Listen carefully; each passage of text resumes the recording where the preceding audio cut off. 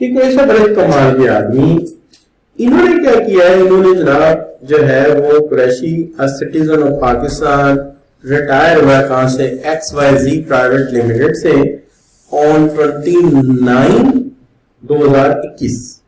लेकिन on retirement Qureshi was eligible to receive following, ये यानी इसके अंदर उनकी 20,000 का पेंशन है पर मंथ, उसके बाद उनका 1 लाख रुपया प्रिविलेज है लाइफ ऑफ लीव, और 4,50,000 में उनका ग्रेजुएटी है, payable under the gratuity scheme, और जो ग्रेजुएटी स्कीम है that is federal board of revenue से अप्रूव्ड है, यानी रिकॉग्नाइज नहीं है, approved. The pension deposit and at the end of the month जो है उन्हें वो मिले हैं end of the month. The amount for the leave and पे एंड ग्रेजुएटी उन्हें कब मिली है,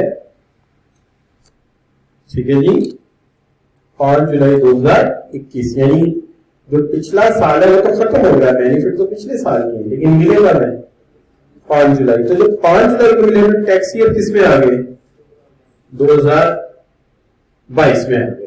और हमारा सवाल भी ये कहता है कि हमें क्या चाहिए, 2022 का हिसाब चाहिए।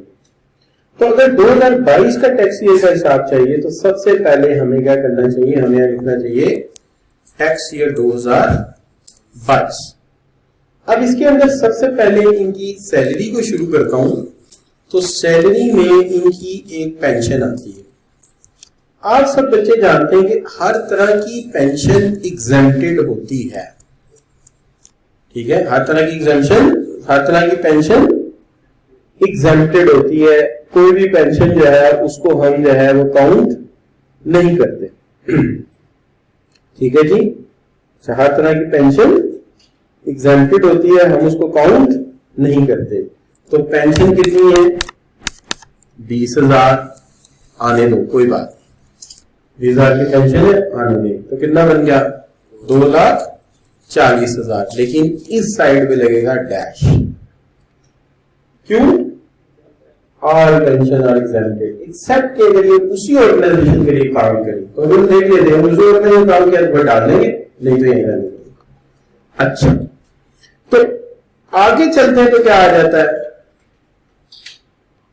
जी, 1,00,000 रुपया जो लीव अनअवेल की है और 4,50,000 रुपया किसका, ग्रेजुएटी का।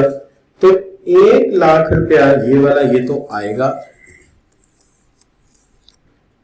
ठीक है, cash in life of leave, ठीक होगी बात। अच्छा, दूसरी उनकी क्या आ गई, ग्रेजुएटी। ग्रेजुएटी अगर अप्रूव्ड होती, रिकॉग्नाइज होती तो फिर क्या होता, एग्जाम्पल हो जाती। लेकिन ये कौन सी है, बोर्ड से अप्रूव है।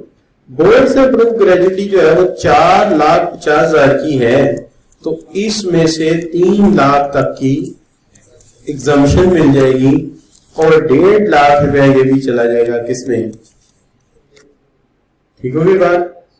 इस तरह ये वाला जो हिसाब है इसके अंदर इनको 2.5 लाख रुपए के बेनिफिट मिल जाएंगे, ये वाले 2.5 लाख के मिल जाएंगे बेनिफिट, आगे और कुछ नजर नहीं आ रहा, ठीक है। नंबर 2 मुकम्मल हो गया, नंबर 1 मुकम्मल हो गया, नंबर 2 शुरू हो गया। अब आगे कुरैशी साहब जो है with the superior steel mill factory accountant लगे हैं। In accordance with the terms of employment, the following remuneration and benefit were received by Qureshi for the year ended कब, 30 जून 2022 कर देते, ठीक है, 22 कर देते। अच्छा, बेसिक सैलरी कितनी बच्चों, मंथली सैलरी, तो बेसिक सैलरी 2 लाख रुपए मल्टीप्लाई बाय 12 कितना हो गया बच्चों, 24 लाख रुपए। अच्छा जी, आगे चलते हैं, देखते हैं, शाबाश, ये हुई इनकी सैलरी। मंथली अलाउंस कितना, हाउसिंग का 20,000 और 30,000 रुपए किसका, और मेडिकल, लेकिन वर्ड बीच में कौन सा है, ईच, ठीक है। इसका मतलब है हाउस रेंट कितना डालूं? 20,000। अच्छा ये चेक कर लिया 12 महीने बनते नहीं हैं जी? क्या बनते हैं? एक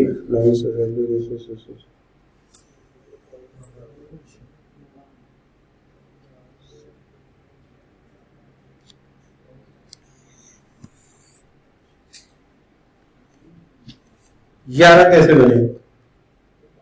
यकम जुलाई को इन्हें मिलती है, यकम जुलाई यानी महीना खत्म होने के बाद। अगर महीने के अंदर मिलती तो 12 और महीना खत्म होने के बाद मिले तो कितनी?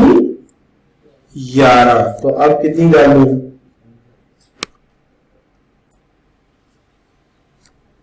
22 लाख। क्यों बोला? शाबाश। Let check. कहता है कि Qureshi commence the employment with the help of July 2000 as a factory contract and according to the term the employment remuneration benefit were received by Qureshi on 30th June every year 30th ended year 30th। नहीं 30th को मिल रहे हैं यार, क्या हाल है? क्यों जी? कहीं लिखा तो नहीं हुआ ये कम? क्या लिखा है? पॉइंट नंबर 3 में लिखा है the company maintain motor car and private. नहीं ये तो कार है यार। यस पॉइंट नंबर कौन सा? 3। ये पॉइंट नंबर 3।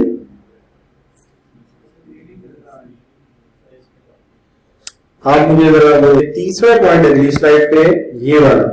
तो यहां लिखा हुआ है policy matter which applicable to all employees basic salary for month is deposited into employees bank account on the first working day of the following month. तो अगले महीने चला गया, बिल्कुल ठीक हो गया। फिर आपको हक है कि आप इसकी 11 सैलरियां काउंट करें। ठीक है जी। And the monthly allowances are to be collected by the employ from the cashier on the last working day. ये 12 महीने की फिर, ठीक है ना? तो वो 11 और ये 12, तो कितना हो गया? साफ सुथरा करके लिखे ये। चलो अब बताओ हाउस रेंट कितना डालू? 2,40,000 डाल दूं? सही है? 2,40,000 बनता है। 20,000 महीना 12 महीने 2,40,000 सही लिखा है। अच्छा चलो अब बताओ कि 30,000 का यूटिलिटीज का और 30,000 का मेडिकल ट्रीटमेंट। तो क्या लिखूं यहां? 30,000 का किस चीज का? That is utilities. तो यूटिलिटीज का कितना बच्चों मिलेगा? 30,000। 12 महीने मिलेगा, कितना बन जाएगा? 3,60,000। और इतना ही मिल जाएगा किसका? Medical allowance. कितना बच्चों? 3,60,000। ठीक है जी, डन? पक्की बात है। चलिए अच्छा जी, 3,60,000 यहां लिख लेता हूं। 3,60,000 रुपए। अच्छा, क्योंकि ये किस में लिखा हुआ है?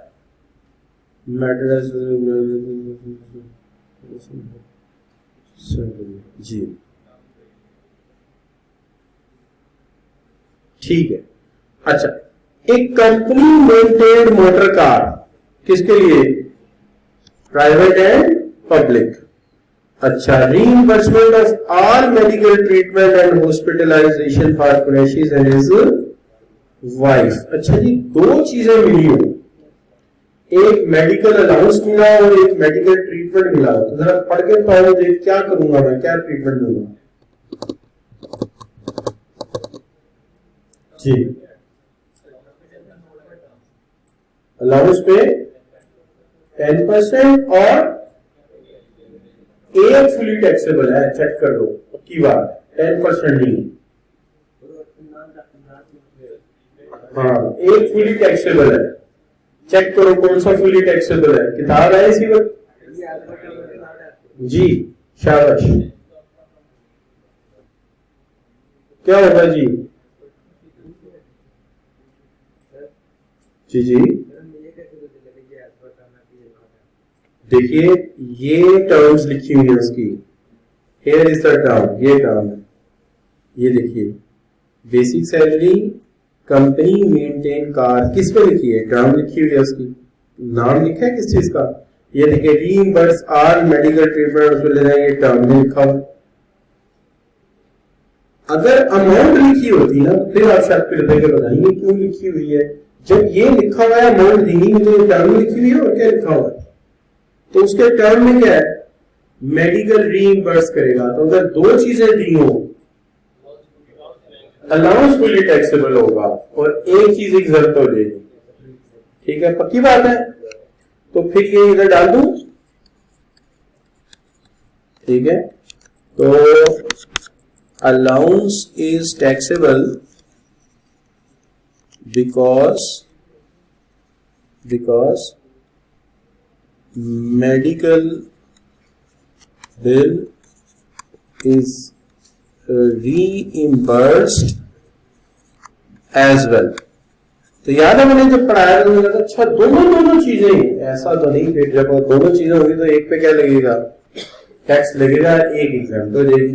क्लियर बच्चों, पक्की बात है, सब राजी। चल अब करते हैं, मैं रटा रटाया नहीं कर सकता, आपके मशवरे से होगा फिर मजा आता है, वैसे नहीं मजा आता काम। अच्छा यहां तक डन हो गया, आगे चलो। अच्छा जी, अब आ गया जी 4, in order to provide benefit of car, Toyota स्पून गाड़ी दे दी, कितने की, 1 अगस्त 2007, साथ ही ये क्या होना चाहिए, ये 21 होना चाहिए, फ्रॉम 21 कर दें इसे ताकि साल मिला दें।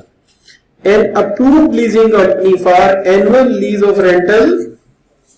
अच्छा ये मुझे इससे मैटर करता है कि उन्होंने कितना भी लीज करवाई है, मुझे किस चीज से मैटर करता है।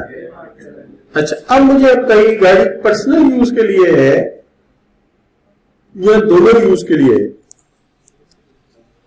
या एक यूज के लिए, दोनों के लिए, तो 24 लाख रुपए का कितना ले लूंगा, 5%, बिकॉज बोथ यूज है, पर्सनल भी और ऑफिस भी।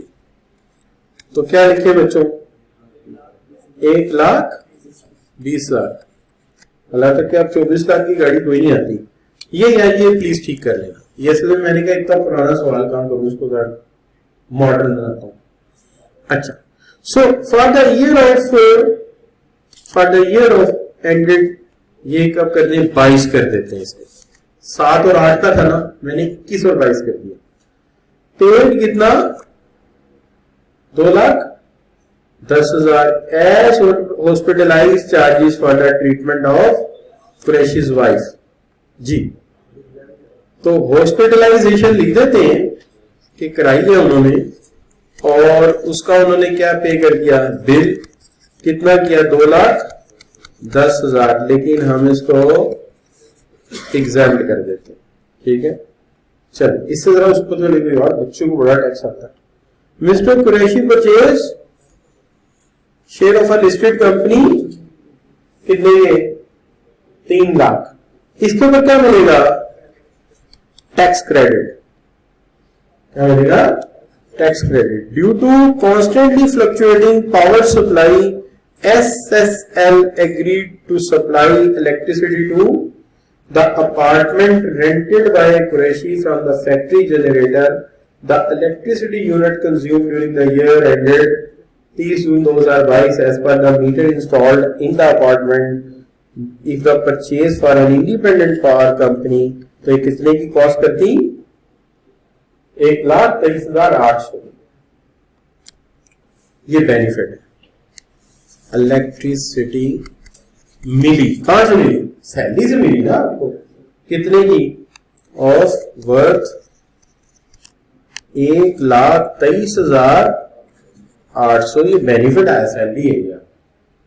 हालांकि कि इससे पहले वो आपको यूटिलिटीज की मद में भी पैसे दे चुका है, फिर भी मीटर लगाओ और उसके पैसे जो मिले तो आपका बेनिफिट है, ठीक है बच्चों। अच्छा अब क्या करूं जी, शाबाश, डन हो गया, नहीं अभी एक हो रहा है जून 2022 ये हो गया। कुरैशी पेड 15,000 रुपया एज ज़कात। तो आप टोटल मार दो, ये तो सारी सैलरी है। तो वैसे पता है क्या करो, या तो टोटल पूरा मार लो या इधर एक टोटल मार के नीचे टोटल कर लो, यानी दो हिस्सों में कर लो ना, ये और ये, या इकट्ठा मार दो, जैसे भी आपको होगा। करो जल्दी से टोटल करते हैं। 33,23,23,800। ये क्या है? टैक्सेबल नहीं, टोटल इनकम है ना, ये है टोटल इनकम। अब ये टोटल इनकम है, इसमें से आप ज़कात माइनस करो। कितनी है? 15,000 रुपए। इतनी है ज़कात कि ज्यादा है? 15,000। चलो अब क्या रह गया? 33 लाख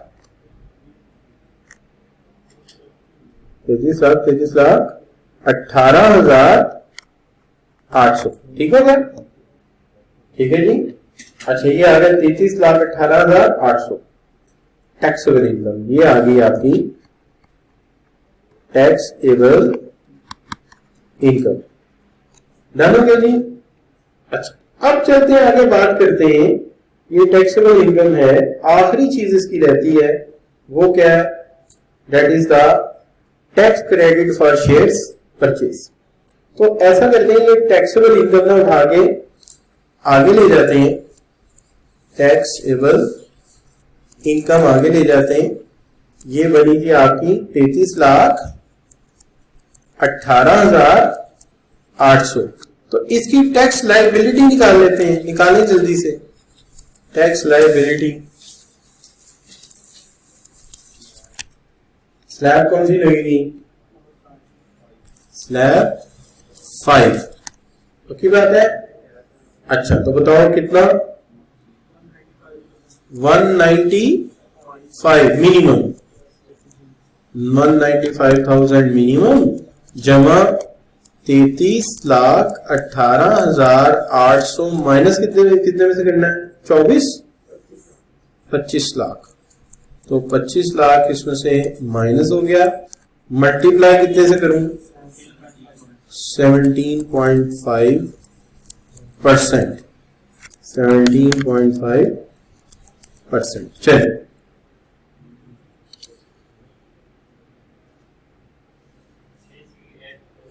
जी बेटे 33,8290 यानी 3,38,000 हो गया। सब बच्चे एक नहीं। अच्छा अब बच्चों इसमें से ना हमें टैक्स क्रेडिट निकालना है। टैक्स क्रेडिट ठीक है, for share of new company. उसके लिए हम एक वर्किंग कर लेते हैं और वो वर्किंग हम यहां कर लेते हैं।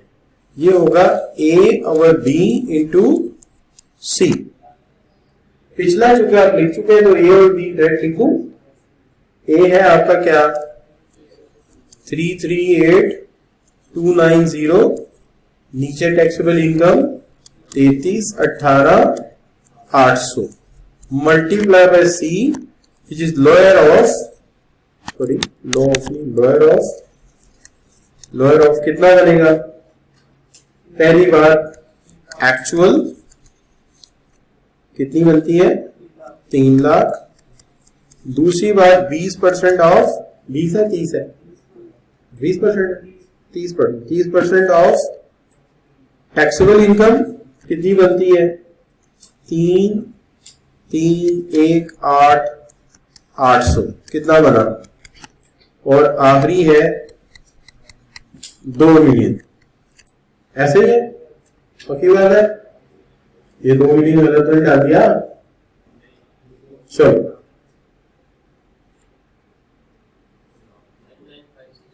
99,5640 ये ले लो।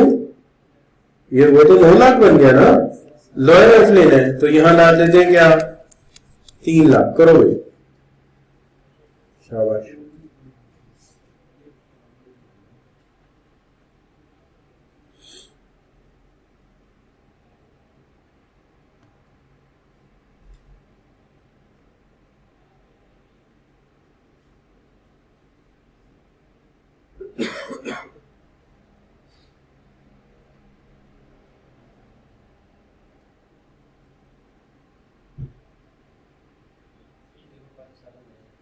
ये बच्चे 30579 यानी कितना बन गया 30,000। तो ये 30,579 माइनस कर देते हैं इसमें से, ठीक है। तो क्या बन जाएगा 30,7710। ये बच्चों बन गया टैक्स पेएबल। अच्छा, कोई विद होल्डिंग टैक्स तो नहीं था इसका? पक्की बात है। चलो, तो ये बच्चों सवाल हल हो गया। अब जरा आप देखें कि हम क्या करते हैं, हम सवाल सामने आते हैं ना थोड़ा सा घबराहट कर लेते हैं अपने अंदर, जिसकी वजह से हम आसान सी बात को सॉल्व नहीं कर सकते।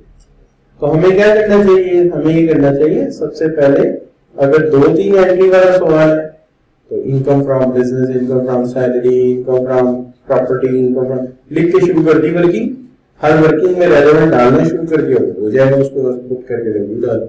अगर एक ही चीज का सवाल है तो फिर क्या करते हैं, बस एंट्री शुरू कर दो आप, ठीक है। एंट्री शुरू कर दो एक दफा तो आपको खुद बहुत गाइडेंस मिलनी शुरू हो जाएगी।